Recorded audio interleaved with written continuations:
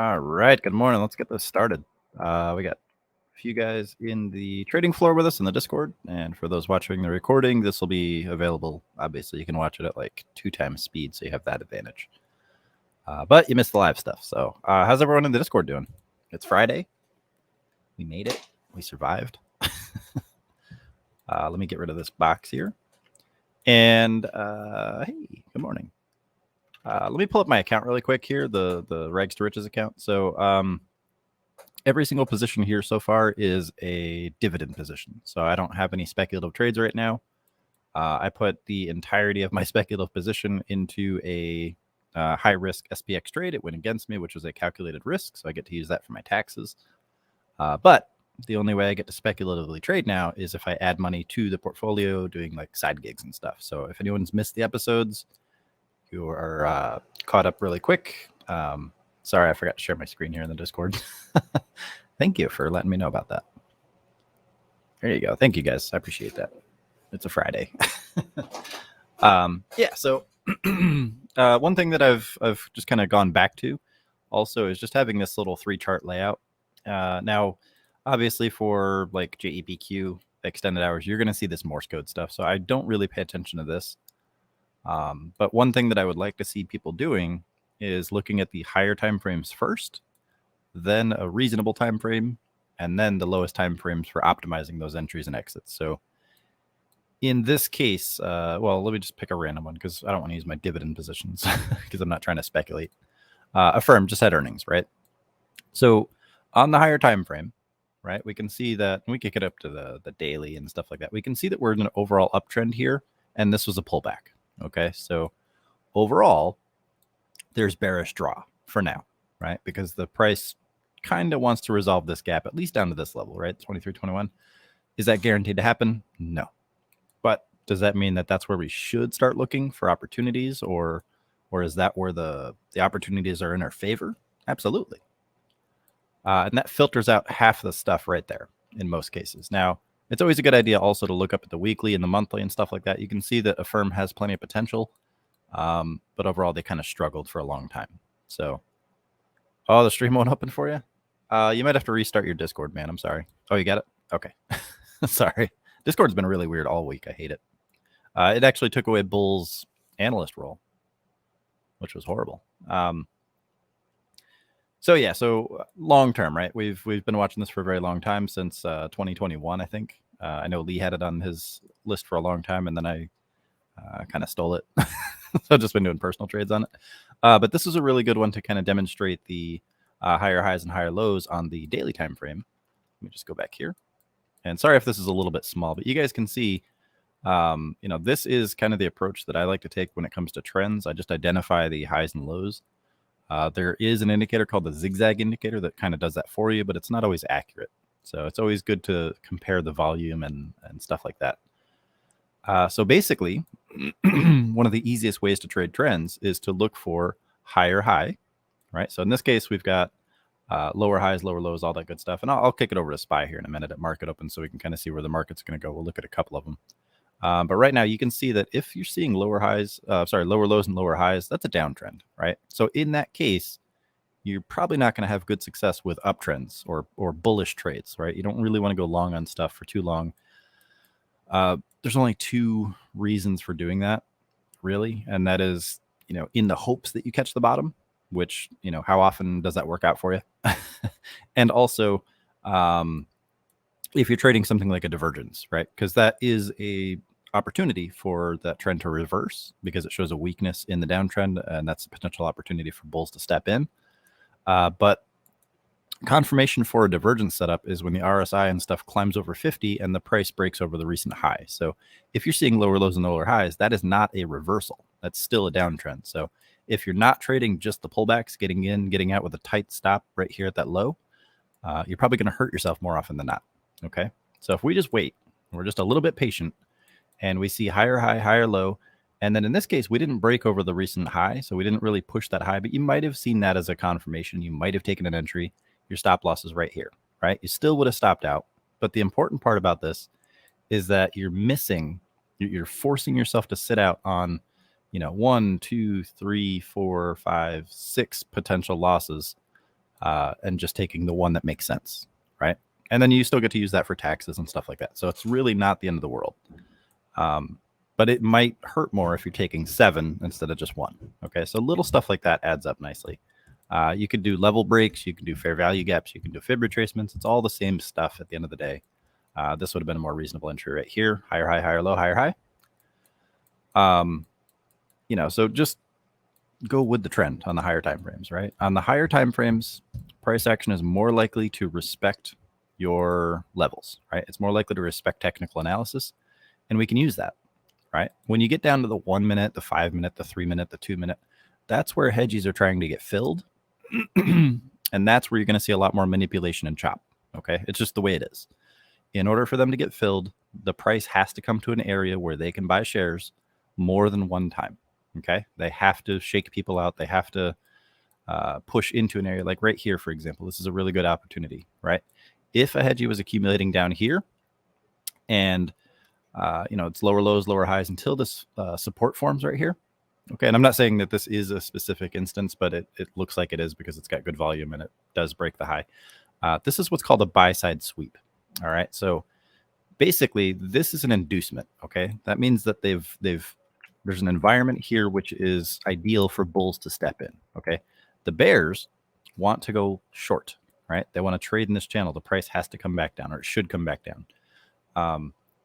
So what they're going to do is they're going to wait for these opportunities on these smaller time frames where bulls and the anticipatory entries are going to try to jump in and say, oh, this is a triple bottom, it's going to bounce, blah, blah, blah, blah, blah. It may or may not. But if it doesn't, we can look for things like this, right? Because remember, the hedgies want it to go down. So if I'm a hedgie and I want to steal your shares, and I know you're about to go long right here off this level, all I got to do is know where you're going to put your stop loss. Or if you are also a short, you're a smaller short, for example, if you're a long and I just keep beating your position down every time you try to make it go up, you're going to get discouraged, right? Your stop loss is going to be down here. I don't really care about that. I just care that you're not able to break the price over here and keep pushing it. Okay. So all I have to do is discourage the bulls at this opportunity, right? Which means we have a liquidity pool right here. All right. That's where I'm gonna take short orders against the bulls to keep the price suppressed. Okay, I would be the hedgie. I would be the one controlling the price, not you. All right. And then if I was looking to steal short shares, what I would do is wait for the price to come up here, and then this is a bearish inducement. So the bears are going to take entries off of these highs. Every time it fails to break, that's encouraging the bears to buy, to short. Sorry. All right. So all I have to do, knowing that they're stepping in here, right, and their stop losses are right here, their buy stops, all I got to do is wait for the price to come up here, wait for them to stop out, and then plummet the price. And that's all they do over and over and over again. You're going to see that a lot more on the lower time frames. So if you're trying to figure out like where to trade what, just look at those lower time frames. I'm going to turn off the extended hours here. And, you know, they're just going to let it go. And, you know, we're seeing bearish opportunity right here because the price naturally wants to fall back down. It's not meant to be up here so soon. Okay. So hopefully that makes sense. If anyone has any questions, please feel free to ask. I know I kind of ran through a bunch of stuff, but does that make sense so far? And I'm not trying to like cherry pick an example here. I just grabbed the first one I saw. You know, we can look at any of the ones that just had earnings, for example. Disney, right? The price naturally wants to fall. A, because it's Disney and it sucks. And B, because, sorry, my notifications are blasting. We're just overextended, right? It doesn't mean it's going to fall right now, but that's where the opportunities are. So if I'm a bear, knowing that I've got bullish and bearish inducements here, I've got liquidity pools that I can trade. I know there's a liquidity pool right here for the bears, okay? I know that I'm seeing a support level form right here for the bulls. I know I'm going to have another liquidity pool right here. Okay, so if I see this level failing, right, which I do, right, that's a huge volume spike right there at the end of the day. Price didn't break up here. All right, all I have to do is wait for the bulls to try to push back up here, suppress the price, discourage them, wait for the bears to jump in, wait for them to short it, knowing that their buy stops are up here, control it a little bit to the upside, steal their shares, and then let it go to the downside where it naturally wants to go. All right, so we'll check back on that one because I don't want to just sit on Disney all day. So let's take a look at SPY, for example. SPY on the 1 hour time frame. Well, let's look at the 4 hour time frame, right? We'll just kind of see where we're at. There we go. I was gonna say, why don't I have my signals? SPY turned bearish on the 4 hour. Now this is after a huge rally. It's over a week, right? It's just push, push, push, push, push. We're at resistance right here. There is a liquidity pool right above here, which is where we kind of reached into. So this should be bearish, in my opinion, pretty soon, right? We don't have that confirmation yet. I mean, we do have the signal here on Stocks Buddy, and if you want to, that's great. But since we're on the higher time frame, I would treat this more like a filter, right? You could say that when the price is in this zone, it should be bullish, so we should look for bullish signals. If it's over here and it keeps that bearish sentiment, we should look for bearish opportunities, right? So on the lower time frame, we've got a fib retracement right here, okay? And I'm not looking at extended hours on purpose. Or I'm sorry, I am. But now let's turn those off, right? Because what we're going to see here is an opening gap in the direction, a counter candle in the opposite direction of the gap after a bearish retracement, right? So we had this bearish impulse into close yesterday. We retraced. We're at the 50 to 61.8, and we're pulling down to close the gap, okay? We're in bearish territory, but we don't have a bearish signal yet, which means this is high risk, so we don't have to take it, right? But that also means that this low is likely going to be hunted, and rather than just, salivating and trying to get in ahead of time in the first 10 minutes of the market and blowing our account or something like that, we can just wait, right? Because if it's going to come down here and it's going to hunt that, we will get a bear signal at that point, right? And after that, we'll know exactly where the liquidity is. We'll know exactly where we should put our stop loss, where our risk should go. And I'm not talking about if you use the indicator here. Let's look at SPY on, there we go. See, Disney failed. We'll know exactly where to enter, where to exit, and where to lock profits based on the higher time frames. Now, if we look at the higher time frames, we see that we've got a minor support level here, we've got a minor support level here, and we've got this kind of 50% divider. Okay, so right now, this 50% level has what we call draw. So it's got 430 or 423.62 is the equilibrium point between this high and the low, or the 50% retracement, that should be sought out after this impulse ends. Right? We know that happens more than half the time, and we know it's a pretty good indicator of where the price should go, right? In the grand scheme of things, we are in an overall downtrend, so let's see what happens, right? It's also Friday, and we'll just have to watch that. If you're looking at the 2 minute or the 1 minute specifically, this is where you're going to see more of the liquidity pool stuff happening, and the buy side sweep, sell side sweep, all that good stuff. So this is where you really got to be careful. And this is why we try to discourage people from trading in the 1 minute, the 2 minute. We use it a lot. I specifically use it a lot to demonstrate things, specifically like setups and things like that, trend lines. But if you're not able to trade these in and out, in and out, in and out, you're going to hurt yourself. And then if you don't know how to use those losses as advantages when it comes to like tax time, and you don't keep track of stuff, or you wash sale a bunch of stuff and you don't know how to get that money back, you're going to hurt yourself. And we don't want that, because, that defeats the purpose of being here, right? And my last episode of Rags to Riches, I walked through how it is technically possible to refund 100% of your losses towards your taxes. I'll get into that here in a little bit. I don't want to make this like a ramble stream, but let's just keep an eye on SPY here. So if we're trading in the 1 minute, if we're scalping, we had a bear signal, candle closed right here. Stop loss is tight. See that? It's right there. It's not all the way up here. It's not way, way, way up here. It's not at the 161 or 161.8 fib extension all the way up here. It's nice and tight. That way we don't hurt ourselves. All right, so let's just see where it goes. Now we've got an impulse, and we know that there's about a halfway line around here. So if you're just someone who wants to just get in and out, that's your take profit for like everything. This is probably going to bounce around a little bit. It's just one of those mornings where the price is probably going to be choppy, unless you're looking at Disney. That's just dead. But that makes sense, right? We're just waiting for the institutions to step in on the lower time frames, and we're looking at the direction they want to trade it in on the higher time frames.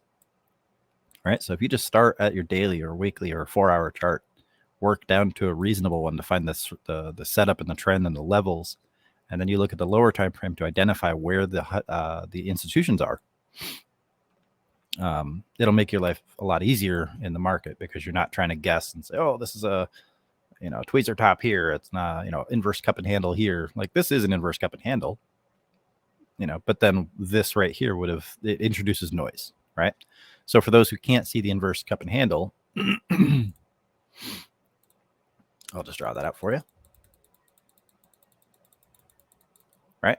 So in theory, as soon as that neckline breaks right here, the price should plummet. And it did, but then it pulled back, right? That's where they get your money. This right here is an inducement for bears. Oops. All right. Well, I'm just drawing lines. Right? Here's the cup and handle. Here's an impulse to confirm it, right? Everybody jumped in here, and it got a nice little volume spike. And that encourages bears to jump in like us. And then they pulled it right back. And they know that their liquidity pool is above that impulse. So they did, faked them out again, and then they let it drop. So you just got to be careful when it comes to these low time frames, and don't try to put all your faith in any one setup or anything like that. It's really about just what's happening in the higher time frames. So hopefully that makes sense. And if you take a trade and it goes against you, that's okay, right? That's what happens. The goal isn't to have 100% profitable trades. It's to have 100% successful trades. So if you're constantly like deviating from your plan just to justify a win, or you're trying to force your wins, it's not going to happen long term. You're going to hurt yourself, and we don't like that. Also, let me make sure I'm not muted on this recording. Okay. Whew, I do that all the time. All right. Does anyone have any questions so far? I will ask you guys in the Discord if you have any questions. Sorry, this is on the 1 minute. We got about 6 seconds till this candle closes. Obviously, we're in bullish territory right now, which means we've hit the stop loss. So if you did take this entry as a scalp, you would have been out. Ideally, you would have had a good contract on that because that is not a lot of price movement. Let's look at Tesla. We like Tesla. All right, so Tesla is bearish on the higher time frame. So let's kick it down to the 1 hour. Okay, still bearish on the high time frame. So 30, 15 minute, those are kind of where I find the setups. In this case, we have lower low, so we'd be looking for the lower high, but we can kick it down for the 5 minute here if we're looking for bearish signals. Let's stay on the 1 minute here. Sorry, I'm a little congested today. Does this make sense? So this is like one of the easiest ways to use this. This gap is filled, right? So that's a bullish inducement, which means all those bulls. Where's the... I'll just use the brush. So all the bulls, right? This gap is filled. Okay, you guys see that? There was a major impulse off that zone previously and a gap to the upside. So this is a major liquidity zone. And what's going to happen here is a lot of people are going to say, oh, the gap's filled. Let's head into the retrace. The retrace is going to help us here. And it may, right? The halfway point for the retrace is right about there. But everyone who buys in here is going to set their stop loss right here. Okay. And that means, oops. Okay. And then that means that if we're bearish, right? If we look at the higher time frame here, we're bearish. We want this to turn into H-shaped continuation. The hedgies want this to turn into H-shaped continuation. So all we have to do is wait for them to push the price back down. And I'm not saying it's going to. I'm just saying this is what they're going to be looking for. So why shouldn't we? They're going to wait for the price to come back down so they can buy their shares as people are selling out and trying to load back up. They're just going to push the price down through that level, knowing that they've got a liquidity pool here for the long side if it goes up. And there's another liquidity pool right in this area. Oops. Come on. There we go. Right. That's where the short hedges are going to go. Sorry, I've struggled with the interface here. We know the price has some business between these two levels, right? We know that the halfway point is right here. So if we're looking for long positions, we want to look below this line. If we're looking for bearish positions, we typically want to look above here. We've got a fair value gap right here in what's referred to as discount, which means it's on the other side of that 50% line. So this is the ideal area for a bearish slapdown. Right? Okay. So let's color code these. Okay. So if I'm a bear this is where I'm going to be looking. Bulls are going to be looking right here. Just going to color code these green and red.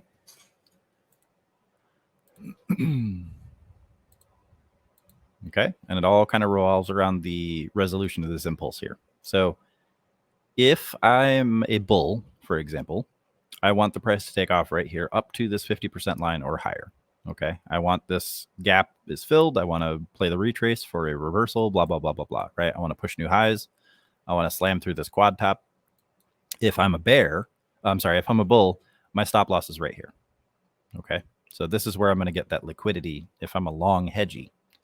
All right, but in order for that to happen, I need the price to come back down, and then I can load up and then push the price up. If I'm a bearish hedgy, I want to look for opportunities above the halfway line of this impulse, and I know I have liquidity up here.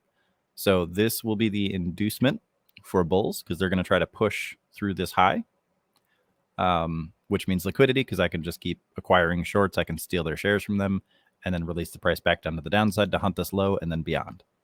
Okay. So all we have to do on the lower time frame is just look for the trades in the direction of the overall trend. So on the 4 hour, we're still bearish. It takes a second for the indicator here. There we go. So we're still bearish. We know we have a potential H shape. On the lower time frame, we're heading into this retracement. We've probably already hit that 25%. It looks like just eyeballing it. Sorry. So we're in indecision territory. Okay, we know that we're just leaving the bull territory. We're heading into indecision territory, and we know that the shorts are waiting right here. Okay, so as bulls, things are getting a little more sketchy the higher up we go. All right, so all we have to do is wait until price comes either to this reasonable area, hits everyone's stop losses and then pushes up on the lower time frames, of course, or we can look to short this above this level here once we see the hedgy step in and actually take action, right? We don't want to try to jump in front of it because it's pushing up, and if we're a bear, we don't want to buy green candles to the downside, right? Sorry. So what we can do is identify our liquidity pools on the lower time frames, and that's what we've done right here, basically. This white line here is the beginning of the impulse, essentially, on the lower time frame. It's the halfway point for this impulse. So I know that as a short, I'm not going to touch anything until it goes over this line. There you go. All I have to do is sit on my hands, let the bulls have it for a little while, and then I'm going to wait for the hedgy to step in. And once I see a confirmation that the hedgy has stepped in, that's when I'll look for a trade. Since we're in bullish / indecision territory, if I want to take a bullish trade, I can, but it's going to be a very tight one because we're only seeing this bull signal here on the 1 hour. We're in that 25% pullback. We're above it, so we're kind of in weird territory. And we're getting very, very close to this 50% line, which means that there's a more equal balance of buyers and sellers. So we don't want to necessarily jump into something right here, in my opinion. Let's check back on Senior Disney. And you can kind of see the same thing, right? We saw a big wick right here. That means that the bulls are going to be induced to buy in here because they're going to shoot for that continuation. Which means their liquidity is right. I'm sorry, I gotta move that down. Their liquidity is down here, right? They're putting their stop loss right below this low. As soon as price pushes here, you might see a push, and then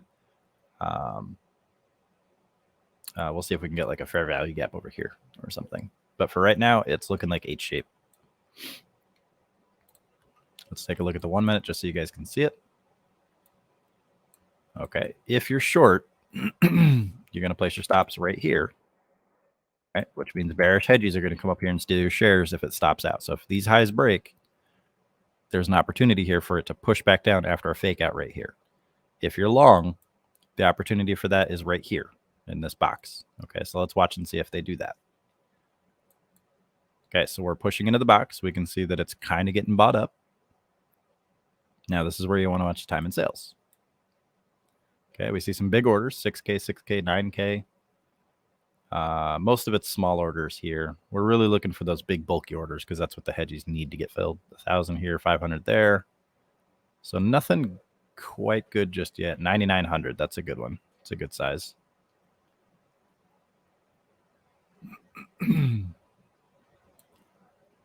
All right. Now this is if you're opposing the trend, right? This wants to come down. It doesn't want to go up. but that doesn't mean they're not going to exploit the hell out of the FOMO. That's probably why we're not seeing a lot of aggressive buy up yet. Okay. So in reality here, the play is a fake out up here and then a slam to the downside. That's what the hedges are going to want to do. But they can have fun first. They can push it up from here if they want. Does this all make sense? I know it's a little confusing because we're kind of waiting for like stop losses to get hit instead of just looking at the level itself.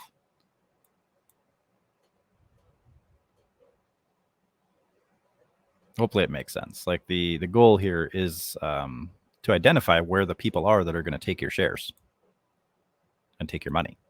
That's all we're doing on the low time frames. Right. So the inducement here, short term, is a bullish trade into this retrace above this double top here off this double bottom. The double bottom envelops the double top, which means it should be stronger. It's a wide separated midsection, low volume in the middle, big volume at the bottom. So the inducement here is going to be a break of this level. Okay. So if I'm looking to go short and steal everyone's shares, I'm going to wait for the price to come into this zone and slap them down hard, knowing that they've committed at that point. That's how you send people home. That's how you make them upset and bitter. And that's how you wash them out of the market. All right. So if I'm a hedgie, I want to send people home. I don't want to have a lot of rebellion in the market. I don't want to see them taking control. I want to rack up shares, as many as I can, release the price, and then let the other half of the audience get super confident and super emotional, and then let the price drop off. Okay. So that's my assessment of this. So let's see which one happens, right? Now that we've got that, know that we've got that. Okay. And either scenario, when this happens, it should hunt the peak of the leg that sent it there, right? So in this case, we had this big impulse to the downside. So it should push back up to this level. And that's typically why you see double bottoms retrace all the way back up to the top of the leg. Now this low, this lower high right here failed to break this, which means it should be hunted. It should have short-term draw. Sorry. So as soon as this, we should see a clean pop right up to here, and then it should probably struggle for a little bit. And then they'll probably push it up and then slam it down. It's all about just watching how the price behaves in these boxes. So let me actually make these different colors here. That way we can recognize that these are important.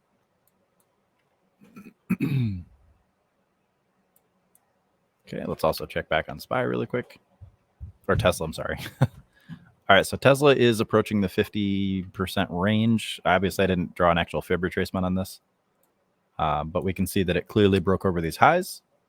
So it should be hunting this guy right here. Now, as a bear, remember, we want this to be H-shaped continuation. That's what we see on the higher time frame, which means we can wait for this 1 hour candle here to turn bearish, or we can wait for the next bear signal if we're using the Stocks Buddy indicator. If we're just using the trend, we'll have to wait till the price gets up into this box, this liquidity zone, and then watch and see how it behaves. So there's kind of an easy mode and a hard mode. All right, so we're in liquidity right here. So let's see if they're buying it up. So let's look at the time and sales. I see some pretty sizable orders here. Not quite a lot of them, though. All right, so once we're in this box, what I would look for is a quick pop to the upside. And that will tell us with a huge surge in volume. Now, we've got really good volume on this candle. Let's see if those bulls get encouraged and if the hedgies just take all the shares.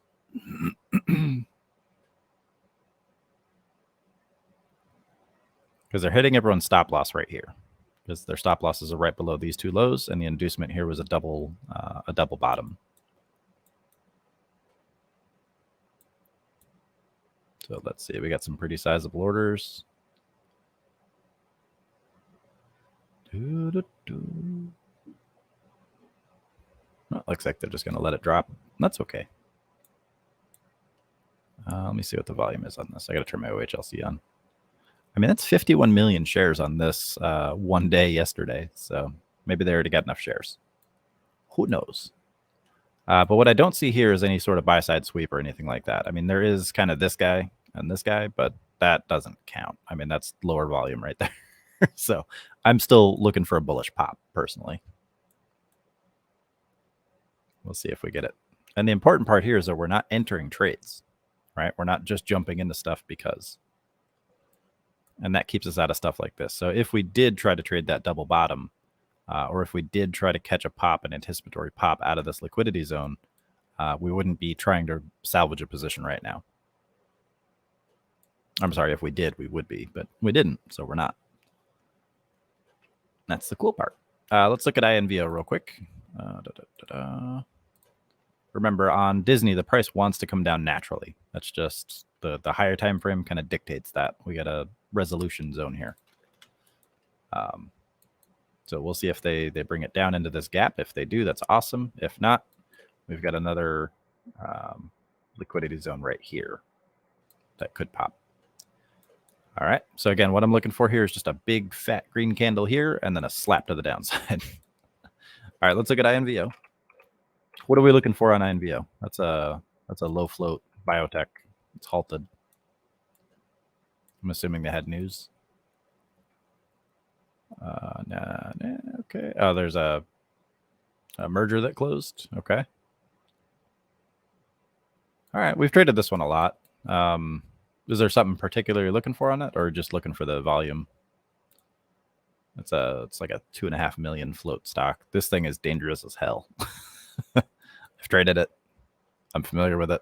It's awesome, but it also sucks if you get stuck in it. So you got to be real careful with these. So something like this is what we can use Stocks Buddy for. So if I look up INVO right here, and I kick it down to like the 1 minute, and this obviously like the 3 or 5 minute, I'd say 3 minute. Like when the price releases, this is where we can look for the filter and signal setup, right? Because we got that nice tight stop loss and it's already built in. But I don't trust that. I don't trust this stock too much. Last candle had 4 million volume, and the float is only 2.5 million. So it's a lot of back and forth. So they're going to get halted probably all morning. So just be careful. You can trade it. It's just a little sketchy. All right. So right here we have a color change on Disney. So this is where a lot of the FOMO buyers are going to step in. So if we draw a position here, we can see we've got a clean break of that. Let me just draw this box here really quick. All right. And it's going to be on this candle right here.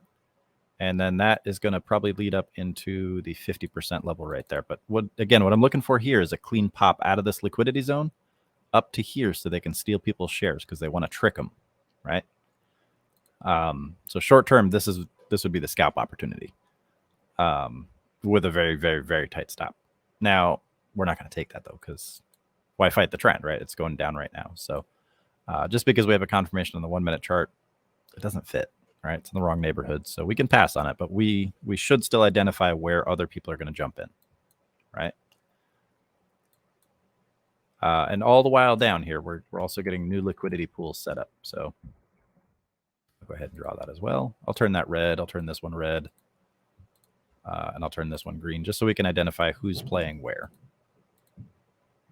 Okay, and then I'll change that line to a blue. All right, so let's go ahead and look real close. Now, this is the 1 minute chart. It's Disney, so this isn't a trade setup that we're looking for. We're looking to identify where the hedges are. Hey, Porter, what's going on, bud? Now, since we have this down here, right, we also have another liquidity pool. So if I'm a long hedgy, I know that the price may return to here, trip everyone's stop losses, and that's an opportunity for me to buy shares. So all I have to do as a non-hedgy is watch the volume and the price when the price comes down to here, right? So we're just identifying the different areas where the hedgies would try to get filled. And then we're just waiting for them to reverse direction back into that direction. And then that's when the hedgies are stepping in, as long as there's good volume and all that.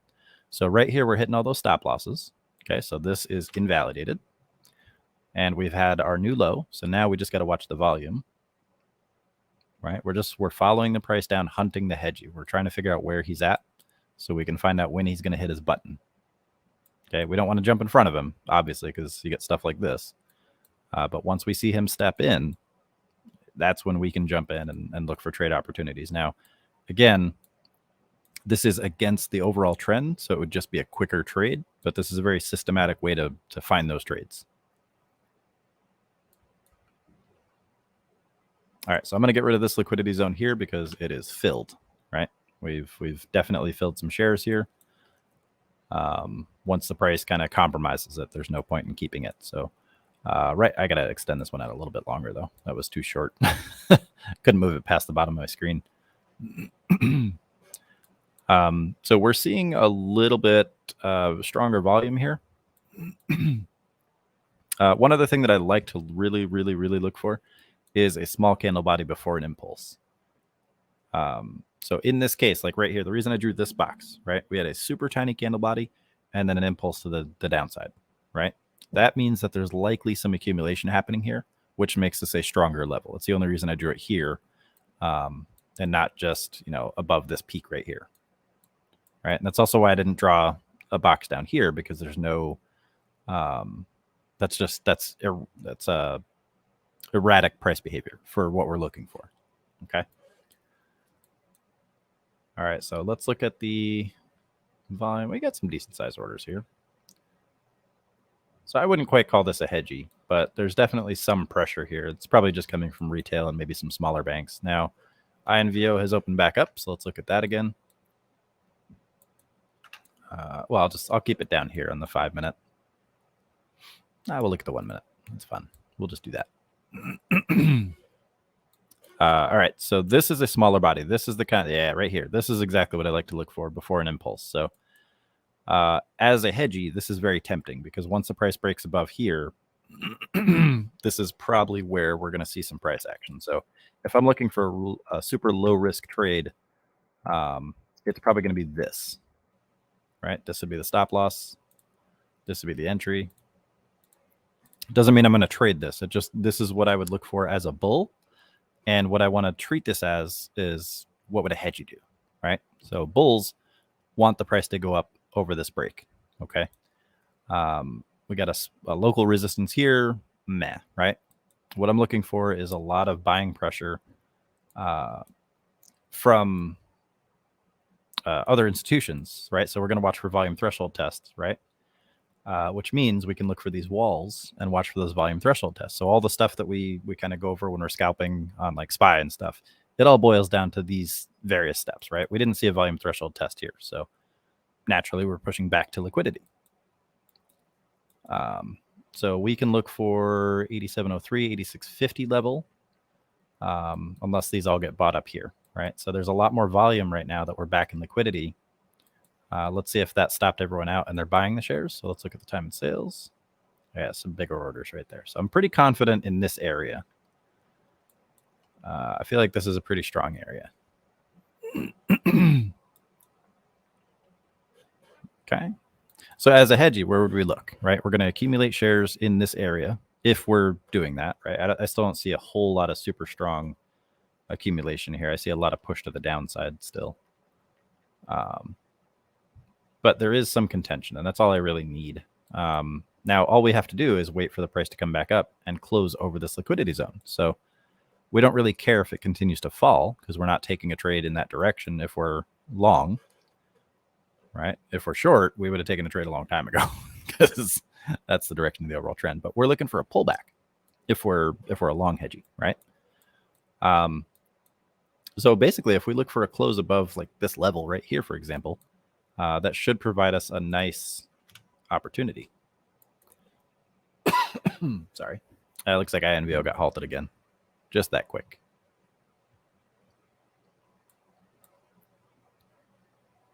All right. Okay, so if we look at Disney again, right, the inducement here is going to be a bounce above this gap, right? Because bulls are going to want to keep this above the gap. Bears are going to want to push it into the gap. Okay, the gap starts around 87.61. All right, so let's actually plot that on big fat orange level. Orange, super thick. 87.61. Okay, that way we know where the gap begins on this time frame. It's right here.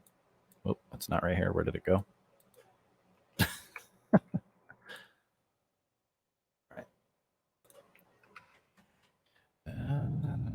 All right, so if I was a bear, I'd probably start locking some profits, at least the majority of them, because I don't want to have to fight into this gap.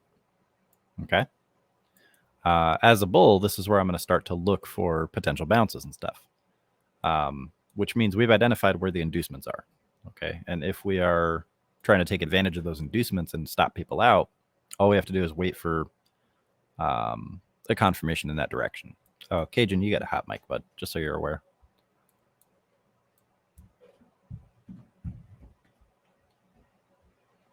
Oh, that's Jersey. My bad. Well, yeah, Cajun. You're good. All right. So we're about to enter the gap.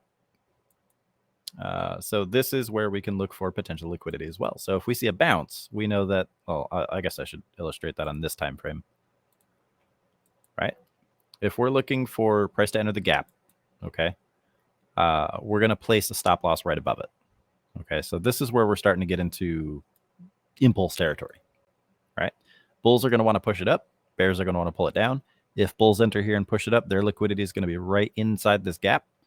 If bears push it down, their stop's going to be right above the gap. He's playing video games, trading stocks. I could see it. All right. So you can see all we've done is just not trade, right? Once the hedgy steps in, we're going to know it. We've also kind of invalidated a lot of this. Oops, I just moved my levels. Oh, well. A lot of this stuff is invalidated, right? So right here, we also have another liquidity zone. Probably extend these out a little bit longer.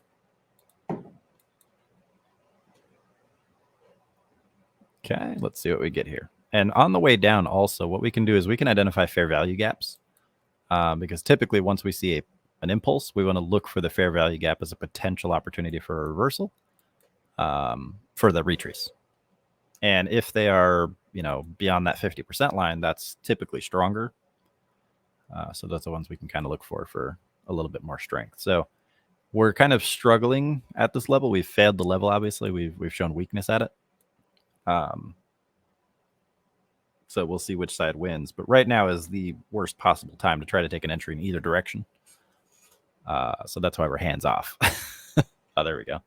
Yeah, NVL just got halted again. It moved 14 cents and got halted. So yeah, not the best ticker to trade, in my opinion, today anyway.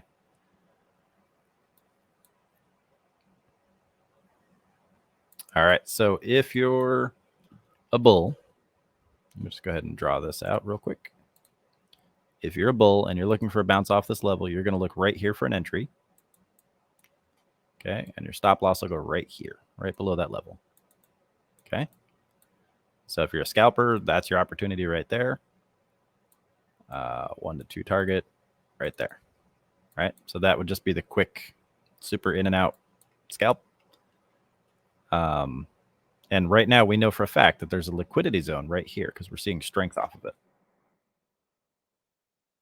Right, so this is kind of stuff we like to look for.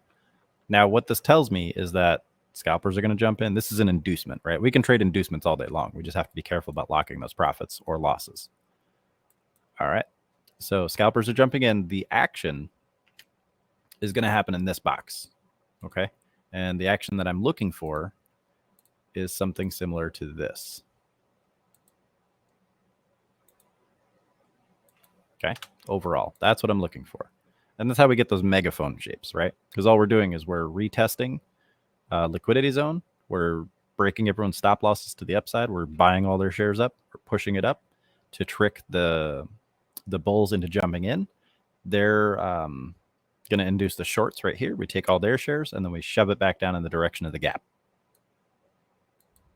All right. And what most people are going to see here when that does happen, or if it does happen, I should say, is they're going to see this gap. They're going to see this nice strong level, the threshold. They're going to see the price bounce off it with strength. They're going to see a second bounce, and then they're going to go long, right? Because they're going to try to trade this bigger setup for a new high. And then if they slam the price down from there, it's game over. right? Everyone's going to stop out. Plus, it's going into the gap. That's going to be where they get the big move. So hopefully that makes sense. I guess we'll just have to wait and see which one of those. Oops, I moved my levels here. I'm trying to just extend this this guy out. There we go. Woo. It's hard to move these drawings sometimes. All right. So I don't anticipate we're probably not gonna test this high, right? We'll probably get a lower high, lower lows, lower highs. This would be a lower low, and then I think we should break that as long as this gap doesn't obviously pull the price down. But based on what I'm seeing, there's participation right here, which means we've got liquidity. And we know that when the price comes back down here, if it breaks back up, that's a better trade than this. This is just a quick bounce so far. Or the opportunity, I should say, is a quick bounce. All right, so what's the 1 to 2 here? We got a price of 88.14. So there we go. So that would have been it right there. If you traded that 1 to 2 on that engulfing entry with the minimal risk. So we can get rid of that, right? The quote unquote safe part of that trade is over. That was the inducement, right? That's not the hedgy trading. That's just him letting the price go up. Right, and you can see this down here, low volume. This high volume, this low volume. So this is not what we're looking for. We're looking for the opposite of that down here. Okay, so bull should have nice, a good, nice level of confidence right here. If we get a pullback, they're really going to try to step in and get that double bottom. And then that's when max pain is going to set in if the hedges decide to slam it.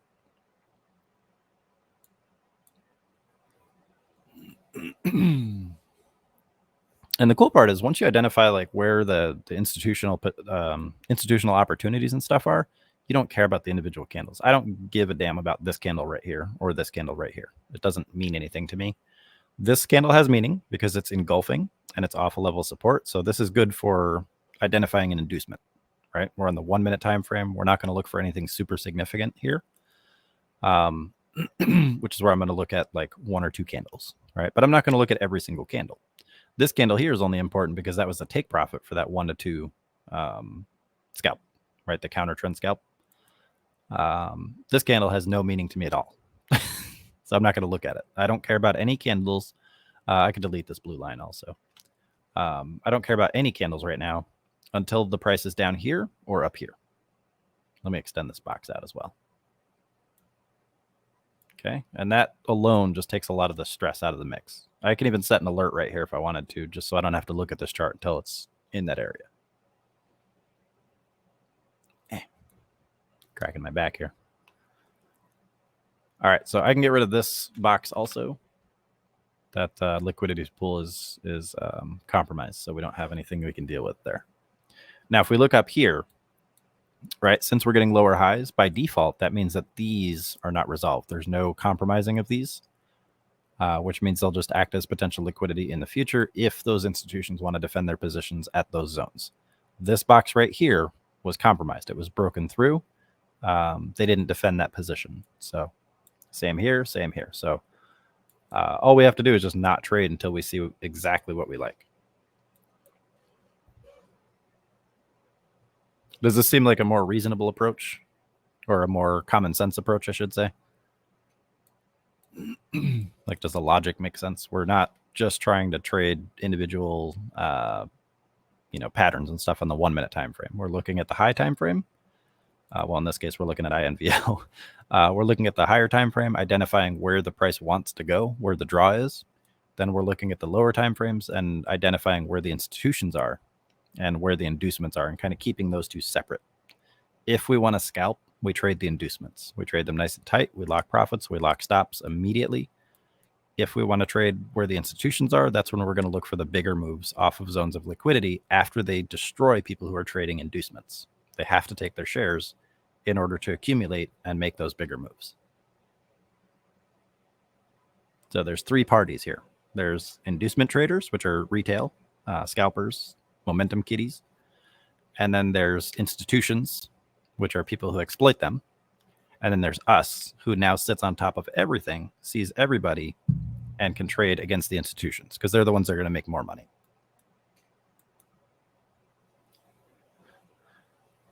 Kitties, like children, kiddos, not cats. I mean, you can call them whatever you want, but I call them Momo kitties.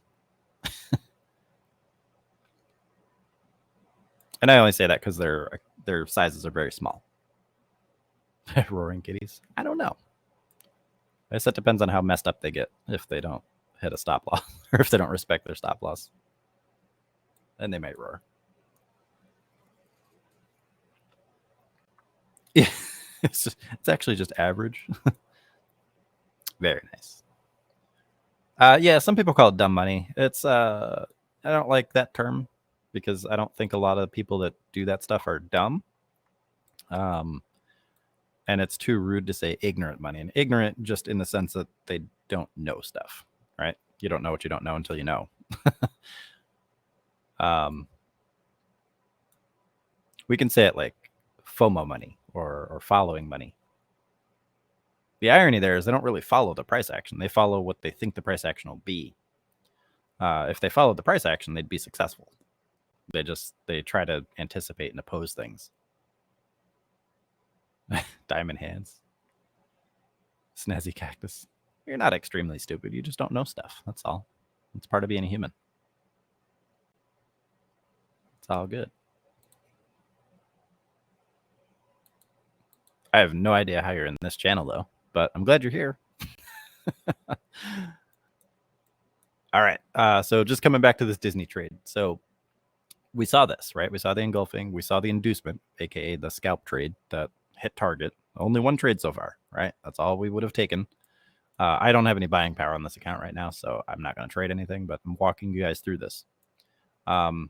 90% of this, we knew not to trade if we were long, right? If we were short, there's all kinds of opportunities here, but we're looking for long trades for right now, just knowing that we want it to push up into a bearish liquidity zone, and then we'll switch to bearish and slam it down through the gap. Okay, so we know that we found the support. We had that inducement trade. We know that there's now a liquidity pool up here as well. Okay, draw that. We know that the institutions want the price to come back here so that they can either defend their position, steal everyone's shares, and drive the price up into these liquidity zones here for the bigger move to the downside. Or maybe they have enough and they just want to let it drop down. So we'll see who's going to defend what. But the idea here is that we're not doing anything until they do something. Right? I'm going to erase this box here. INVO got opened again, and it looks like it's halted again. Oh, no, it's not. Let's see how long it takes. All these orders are getting filled at 180, which means that's a halt. It's just the queue trying to catch up. That was amazing.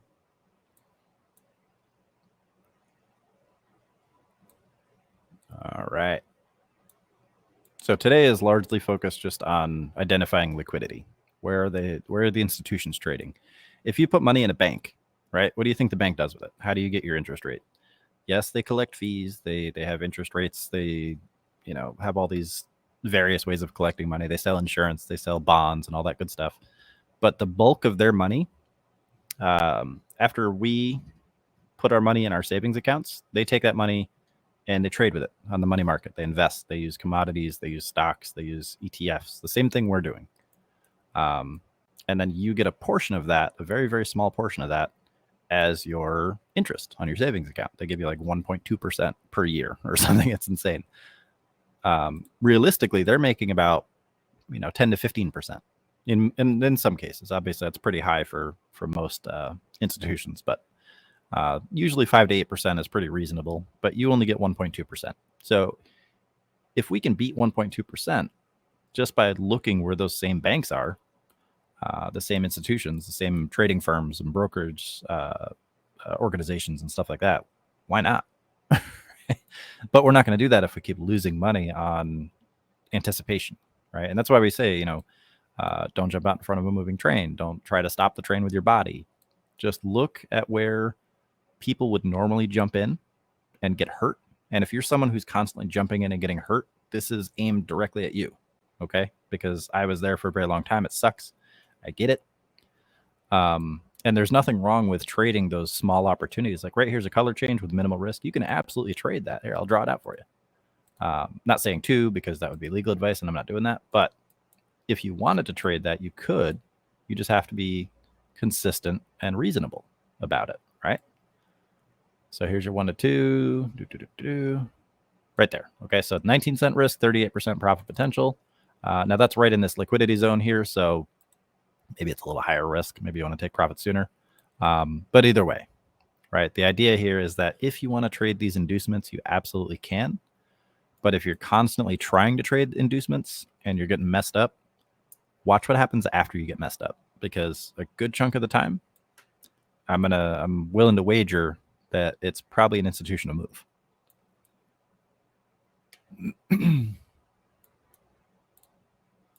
So first trade over here, I was very confident in. I would have absolutely traded that if I had buying power. Over here, a little less confident because we have this level in the way. So I probably would pass on that. But regardless, we've got now another liquidity zone, and this one's above the gap. Okay. So we're just looking, you guys know how to identify highs and lows, right? You look to the 2 candles to the left, 2 candles to the right. We all know and love them. That's awesome. Higher highs, higher lows, lower highs, lower lows, all that good stuff. All we have to do is draw a box on the opposing side of that, pay attention to the volume, and wait to see what the price does there, and not just buy just because it's touching a low, or just because it's touching a high, or just because it's breaking over a high. Watch what the volume does right after that. If the volume goes in the opposite direction with a lot of intent and a lot of volume, it's probably an institution. And if they line up, these boxes line up like this, that's liquidity pool. You're just participating the same way an institution is, and you're just taking people's stop loss shares. Right? I'm always going to try to side with the hedgies. They control the price. I don't. The market makers are the ones that push the price around. It's not the guys that are trading this little inducement right here. I mean, there's some algos that do, but they're not the ones with, billions of dollars and are coordinated against retail. Algos get exploited all the time. You can watch them fight on the order book. It's pretty fun. So right here, for example, we've got a volume threshold test coming up. There we go. It's chewed. So that's probably going to push up. 88.18 is the next one. Let's see what happens at 88.17 and 16. So there's a volume threshold test right here, 15. That's interesting that they put it that far out, but it's Disney. 88.20, 88.18. I'm going to watch those two numbers right there. 6206, 500. So they're building down, which means that there is still some opposition here, which means it's bullish for right now. So this actually might hit target. We'll have to wait and see if they actually push it up in there. Now, this is an inducement, remember. So liquidity is going to be down here. Okay. And we have bearish liquidity up here for the shorts, right? They want the shorts to push the price down so they can push the price up, steal their shares, and then let it go to the downside. Okay. Same thing for the bulls down here. So if they're bullish, they want to push the price down here, steal these guys' shares, these guys right here, the ones that entered on this candle. They want to steal their shares and then push the price back up into this liquidity for the bigger move down. Okay, so it's just a big, there's like another level of, if then, right? That's all it is. It's just a bunch of if then. Let's watch this wall here at 88.18. It's 1100 now. Let's see if it gets chewed up and spit out. There we go. So they threw some other walls in front of it.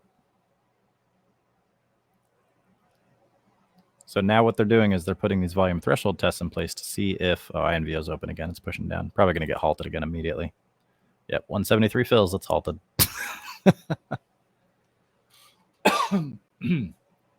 That was an 18-cent move. I was going to say that just hasn't caught up yet. But when you see that wall of orders get filled at the same price and the price doesn't move, that's a halt. All right. I forgot what I was saying, but welcome back. So yeah, they put these little tiny orders in here to see how fast they can be consumed by the opposing force. And if there's a high enough burn rate, meaning that enough of these orders get filled over a specific amount of time, they'll pull the bigger walls, like this 88.27 wall. We had a wall at 88.18. It got pulled. We also had one at 88.20. Now they're both gone. So the next one's here, 88.30, 88.35. And let's see if there's a bigger one. Sorry. Yeah, so they're just pulling these walls. So there we go. So this speculative trade would have worked out, but again, a little high risk, so I wouldn't have traded it myself. This one was very high confidence. This one was kind of meh, right? But either way, now we're in that liquidity zone. So all the bears that wanted to try to short here, if they step in, or I'm sorry, all the bears that took entry right here, I should say, right, in this little zone right here, all their stops are right here. They're buy stops. So this is now, the buy stops are what push the price up. Now the shorts may step in and short those shares and take them from the shorts that bought here, right? We've also got a zone here, and they might not do it all at once. They might not just slam the price down. They might just accumulate. This is low volume, remember, this little high right here. So there's not really a lot of liquidity there. Let me just extend these out a little bit. Okay, these right here, this is how we identify the stronger reversal levels for these short-term trades. Okay, and these two are very close together, so that's a good opportunity for the hedges. So if we color code these based on the density, right, we've got meh volume. Let me make that line very thin. Okay, this has very high volume, so we'll leave that at maybe a 3. That's a pretty strong level, in my opinion. This level's kind of meh, right? So we'll push that down to 1. And then this level here is very strong, okay? So that's kind of the max. Plus, this is above that halfway point for this overall impulse. So if we look at this impulse right here, from top to bottom here, that is a fair value gap, which is beautiful. Plus, it's above the halfway point. So this is like the perfect place for a larger move to the downside. But we'll see if they let it get through these lower ones here. So this is the next ideal area for a potential buy side sweep. So right now we're hitting the buy stops from these guys. So we should see a quick pop up, and then if the institutions step in, we'll see it slam back down, or we'll see it kind of push up repeatedly into a wick. So we can watch the time and sales. And this is pretty low volume. It's low participation so far. So there's nothing here right now.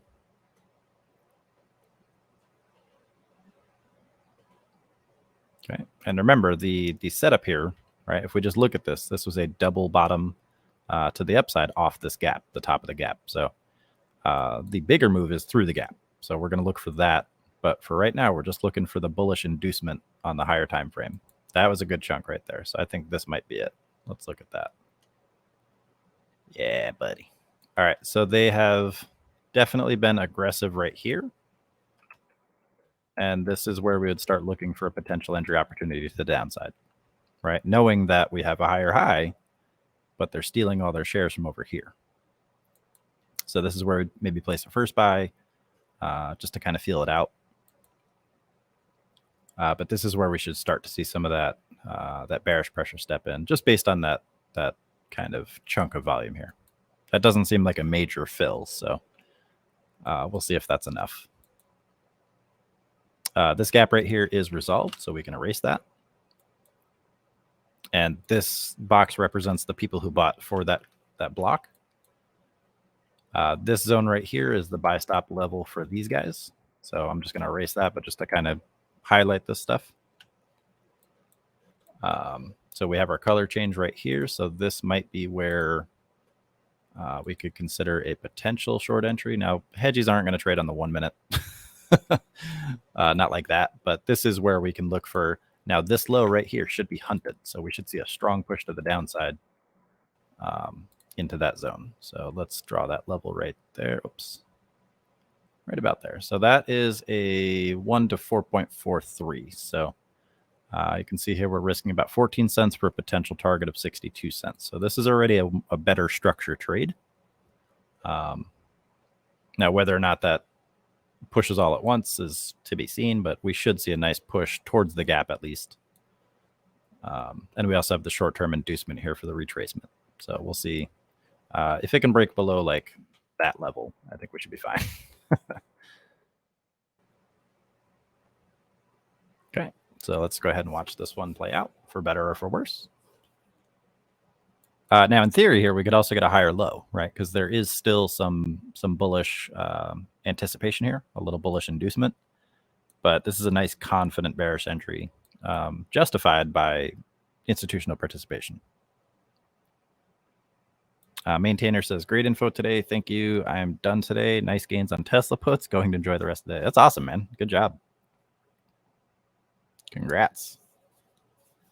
That's what we do, right? We don't want to become a slave to the market and trade all day. Just trade what you need, and then you're done for the day, man. Free up your time. You're buying yourself time, and that's what's most important, because that is a finite resource. It does not compound. You know, we gotta manage time more than anything else.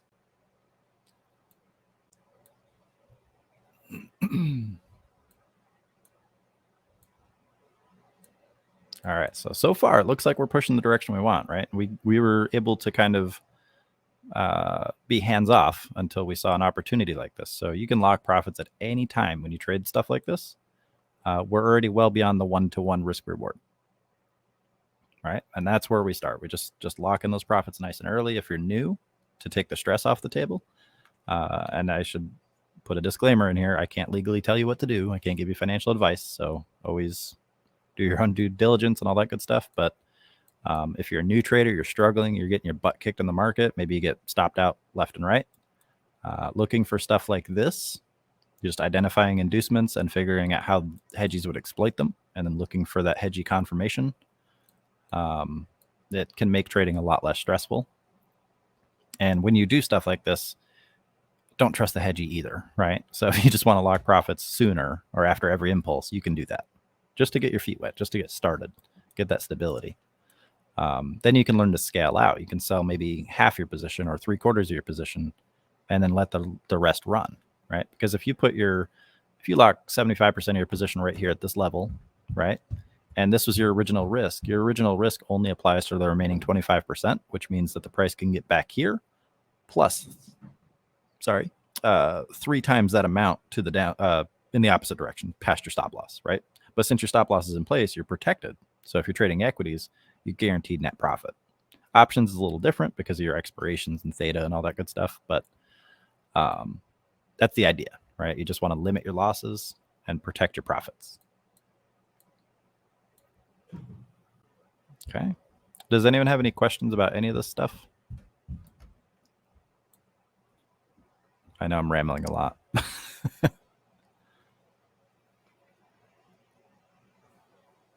If you do have any questions, please feel free to ask, because I'll probably have to cut the stream off here pretty soon, but I just wanted to kind of walk through how to not do stuff like this, right? Because if we're looking for shorts, right, we know, all right, let me just recap really quick. We know on the higher time frame, I'm going to get rid of INVO here. Nothing personal against INVO, but it's just not a good one to trade today. If we look at the daily time frame, right, we can tell obviously there's a gap, right? There's price resolution down here. This should be resolved at some point. So the price wants to come down naturally. Okay. We look at another time frame. We can identify the setup. We got this big push here. We know that there's likely a pullback and then push to the downside. And then we can look at the lower time frames and identify where the hedgies are. Okay. We identify the hedgies by identifying the potential inducements that get jacked up. So in this case, we had a double bottom inducement. We saw confirmation. So if you were someone who trades, and let me just draw this out to show you guys how important it is. If you're someone who trades double bottoms, right, your entry would have been right there on the break of that. Your stop loss would have been right above, or I'm sorry, right below this low. And your take profit would have been right here, right? The impulse that pushes it down. All right, so you're looking at $1 for potential profit for 62-cent potential risk. You know, that's a big trade. We don't have to trade like that if we don't want to. The hedgies realize that there's big traders out there trying to do that stuff, and all they got to do is harvest their shares because they need to get filled too. So naturally, that means hurting people that jump in above this level here. So think of this as a manipulation zone. There, okay. They know this is the inducement to the upside, specifically on this candle. All they have to do is scare those people out. And then once they scare them out, they take their shares. And then, yeah, you can push it back up to the upside. Otherwise, we pushed into a bearish inducement, which is the direction of the overall trend. And that's why we should see the price push to the downside. Duco, I sent you a DM last night whenever you aren't busy. Oh, sorry, man. I didn't see it. Discord likes to hide messages from me for whatever reason. So, yeah, I'll check that out here in a second. So we know that the target should be this level right here, right? This low, that should be the one that is hunted. But I want to change this drawing here. If we were to trade the 1 to 2, we would have hit target already. And conveniently, that coincides with that 50% line that I drew. That was not on purpose. It's just fortunate accident. But now we could see we got some H-shaped continuation happening here. So if I draw a fib, I'm willing to bet this is just under the 25% level. So draw that, change this to 25%, and we're probably going to see that lower low. So it's just over the 25%, my bad. So here we go. So we're probably going to lose this low, hit everyone's stop losses, and then push down. Now, if I'm a long hedgy, that also means that I have liquidity zone right here, right? So if you're unsure, you can always take profit right here. Otherwise, if you're more experienced, you can look at the volume here and see if this is going to get bought up or if it is being bought up. So I'd probably personally lock the majority of my profits just to have them if I were in this trade, because I don't trust this. But in theory, the overall trade should prevail. We should hunt this bottom right here, this big yellow box. I'm going to turn it yellow so we can see it. There we go. Now I'm not a liar when I call it a yellow box, right? And then the big overall trade should push down into this gap. So we should be good. As long as we can clear this liquidity zone here and this one below it, we should be good. So we should be approaching this level as a battering ram now because we've got institutional support. We've got hedgy backing it, right? So we should just slam down through all this stuff into the gap. But what we should do and what it does, they're two different animals. So we have to trade what is, not what if, which is why we want to lock some profits on the way down just to make sure that we're safe, right? And if you can't trade, like if you only got one contract or if no buying power, like I don't have any buying power on this account right now, practice, just study it. All right, this liquidity zone right here, I drew kind of small. Let me just extend that out just to see if this is going to get bought up. There's going to be, this is a FOMO inducement right here. So let me just go ahead and draw that position. And we can identify that level as well. Okay, 1 to 2 is right here. So that's below our 50% level. So that obviously is not a trade. I'm just showing you guys where a lot of FOMO traders would jump in. That would be an 18-cent profit in exchange for a 9-cent risk. 18-cent profit, sorry, not percent. But this is where FOMOers are going to get hurt. So we're not going to trade that. All right, so our level here is 87.69. The gap threshold is 87.61. So let's see how violent things get at that point. And when it hits this 87.69, that's definitely where I would personally lock in at least the majority of my profits if I was in this trade, because that is the bullish liquidity zone. And we don't want to really go below that and then give our profits back potentially. So if you took this trade, or if you took a trade similar to this, that is where you'd want to lock in the majority of your profit. Because this low right here failed to break this low, therefore it has draw, which means that this is unresolved. And once it's resolved, the liquidity can kick in, and that's when we don't want to mess ourselves up. All right, you see that? They tried to buy it, they tried to FOMO it, and then just got slammed. So we hit our target for that one, our first technical target, right? So now the rest should just be free riding shares that are, you know, a very small portion. And that small portion is what we're going to use for the gap.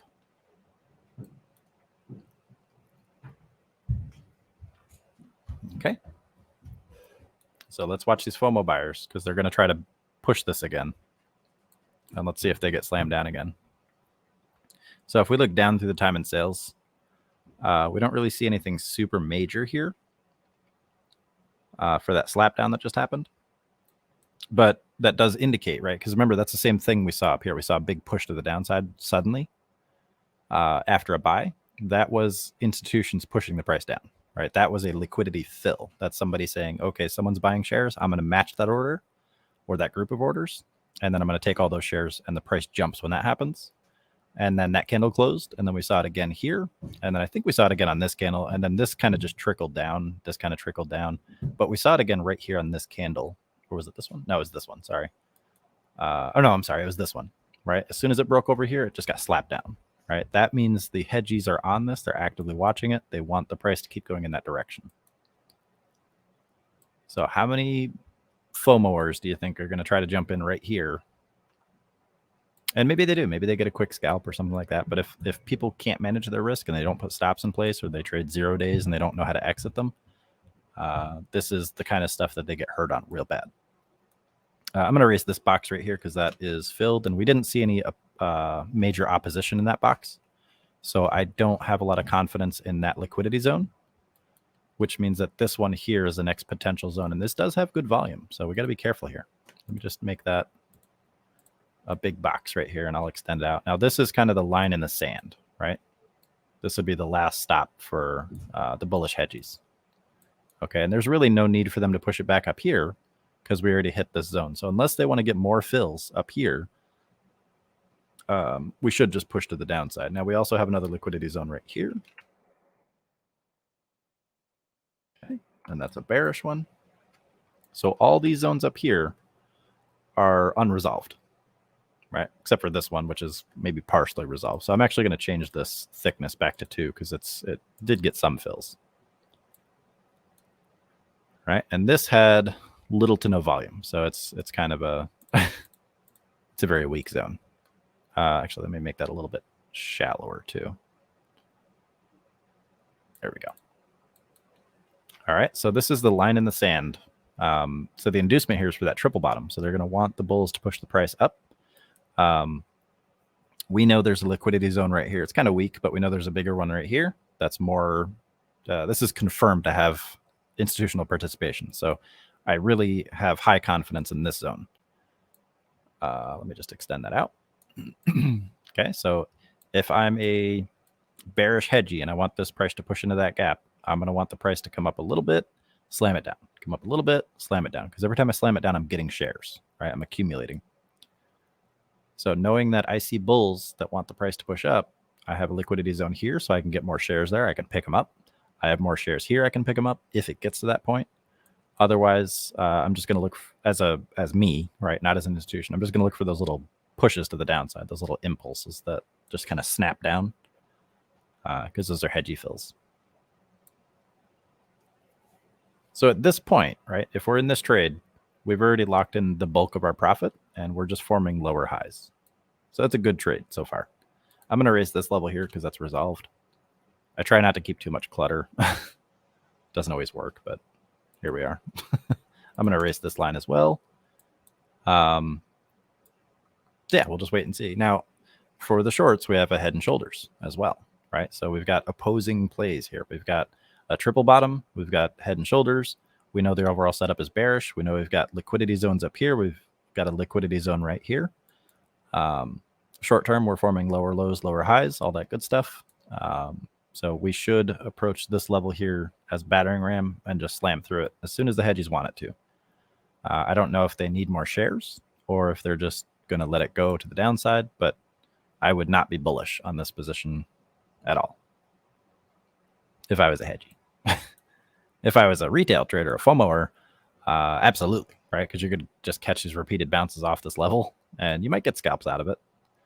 But if you look at the price action here, we really don't see too much in the way of bullish strength here. We don't really see these good impulses except for this guy, right? And that's the one that we look to trade. This one looked cool, but it was higher risk because we had that zone up there, that liquidity zone. This was just a pullback. We kind of identified that. This was an inducement. Sorry. And now we have a liquidity zone right now. So again, we're just compressing these zones together. Now this is on low volume also, so I'm going to make that line 1, the width. And really it's just watching, right? Just watching and not trading. We know that we have hedgies, right? They're supporting this push to the downside. We've confirmed it. We know that if the price gets into this box, or this box, they're likely to do it again. So if at any point we want to look for a bearish confirmation, like if we want to trade an engulfing candle, we can do that.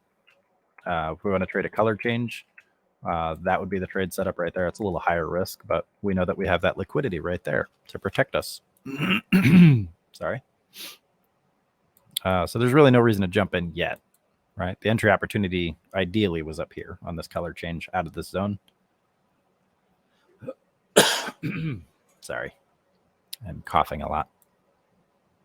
Well, that was interesting. So I'm just going to watch this candle here because the time and sales just got curiously flickery. So we might see another strong impulse to the downside on this one. Where's the candle? We got 30 seconds left on this candle. So I'm going to look at this one or the next one. See what they do. Because for some reason, Hedge just did something here. There's some buying and selling. They're conflicting here. And I don't see an algo on this other than the one.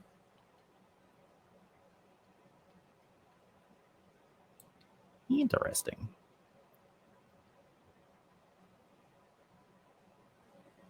Yeah. All right. So we'll see what they do. Let's look at SPY really quick. See what that's doing. How you doing, baby boo? All right. So on SPY, just on the 3-minute here, really quick, we see a bearish signal. Let me kick it up to the 15-minute bearish signal here. So if we're using the higher time frame as a filter, the lower one for signals. Let me just make sure that there we go. So the bear signal happened here. So may or may not have caught that one. If you did, it was probably just a loss. This one was a, oops. What am I doing? This one here would have been a good one. This one here would have been a stop. This one here would have just started. So just kind of pointing that out if that's your strategy. This one should have more than made up for that one if you got it. I don't think this one would have fired because that seems to be at the threshold. This one would have been a loss, a small one. This one may or may not be a loss, but this one should have been a sizable enough trade to kind of wipe both of those out if they do become losses. All right, yeah, there we go. Kind of figured that was going to happen on this candle, the next one. So I'm going to erase these lines. Just saw some funkiness in the price action as well. And now you can see these smaller bots are jumping in here, these smaller algos, in anticipation for the gap push. So I think we're on the right track here. And what I'm not doing, right, I'm not looking at this candle. I'm not looking at this candle. I'm not basing a trade on this candle. I'm looking at the overall picture, and then I'm using these individual pieces, the ones that matter. I'm using the corner pieces, right, and the edge pieces. I'm not using the center pieces that don't mean anything. Using those to kind of piece things together. So I doubt we're going to hit this liquidity zone, but I'm going to draw it out just in case. And it's super weak. It's got low volume.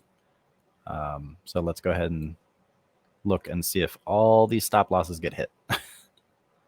This is the same thing we saw on SPY. I think it was like a week and a half ago. So this right here is what we're looking for. We want to see all this stuff just get slammed down. And then as it's triggering, we want to see if the opposing hedgies are going to buy it, right? So if we see the price kind of doing one of these numbers down here, those are liquidity sweeps. So we don't necessarily want to look for that. I'm sorry, we don't want to try to trade against that.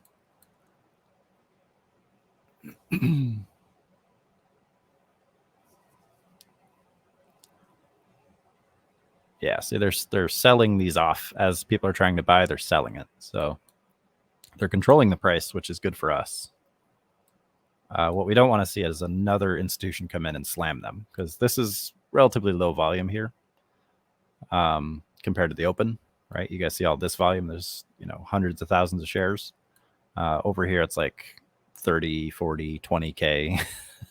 So we had to wait and see which one is the real deal here. So what I'm going to do for right now is I'm just going to draw the bullish liquidity the same way that I drew the bearish ones. So the sell side liquidity.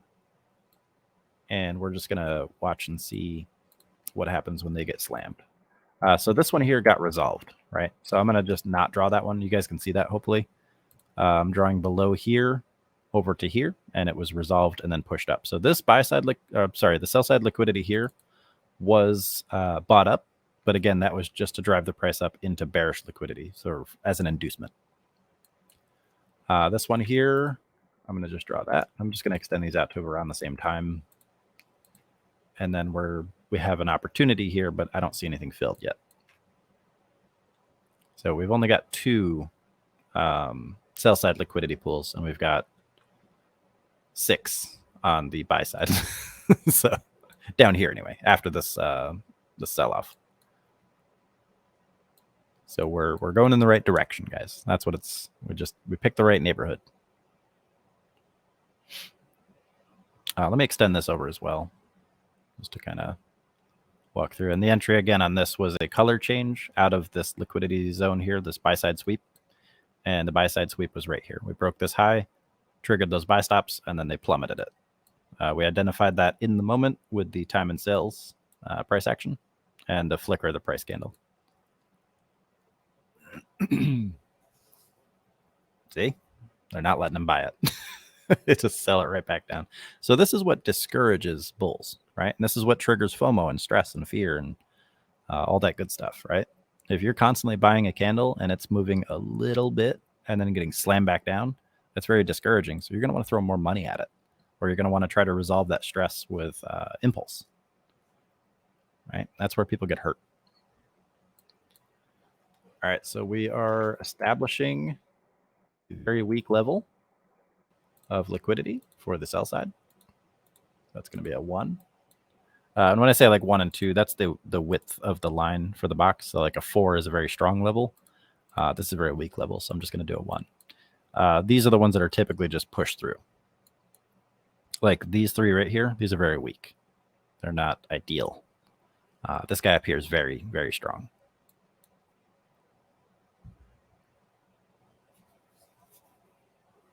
Okay. And again, we're just doing what the price wants to do naturally anyway. We're just finding efficient entries. So just for the sake of recapping here, right? We got this gap to the downside. We've got the threshold drawn out. Overall, we're just overextended, and we know we have a support level down here at 86.41-ish. But price historically just does not belong up here. It keeps pushing down every time we're here. So the price wants to go down.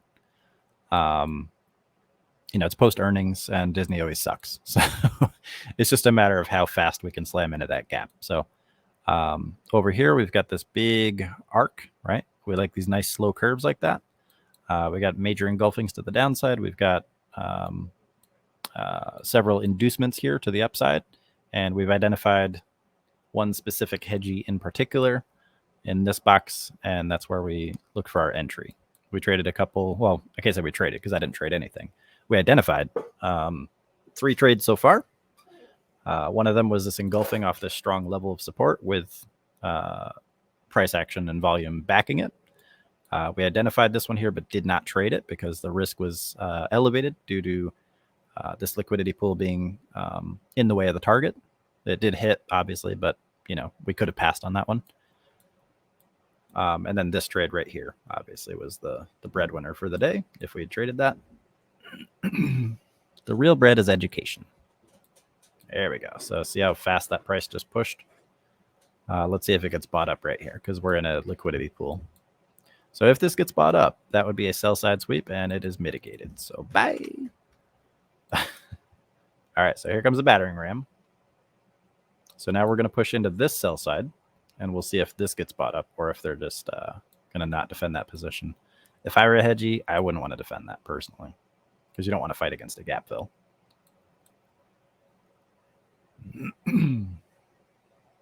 Okay, so again, we're showing weakness at this level. The low of this candle is 87.62. The level is 87.61. We're close enough. Let's watch for just a shoot down, right? Because everyone's going to have their stop losses right here. So we should see a nice clean pop to the downside. That intricate. So that candle just it closed and then it gapped. So that's a interesting little process there on Webull. All right, so 87.50 is going to be a catch level. So I'm not going to draw that out because I got too many lines in this area, but 87.61. Now let's watch the time and sales and order book. So 87.57, 54. All right, so 87.50 is going to be the break level. 87.51. There we go. See that flicker, flicker, flicker? That is compromised. That is compromised. So let's see if they buy it up here, but I don't think they will. I think it's game over. I don't see enough contention in this area. I think this is just FOMOers trying to catch that. Let me kick this down to the 15-minute too, just so we can kind of get some perspective here. All right, now I'm going to extend this profit target out just so we can see where the profits would be. So that is a 1 to 6.85 so far, so an 89-cent target for a 13-cent risk. But again, we're pretty bearish at this point, so it's probably going to go further. I don't see a lot of aggressive buying. I do see a little bit of participation stepping in, but can't necessarily say it's going to blast from here. You know.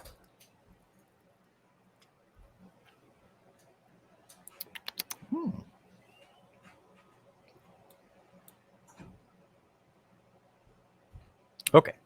Unfortunately, I do have to end this stream here, so I will end the recording. I'll hang out here in the Discord for a little bit. Obviously, this play has resolved itself, right? We're in the gap now. That's kind of what we wanted. So let me end the recording.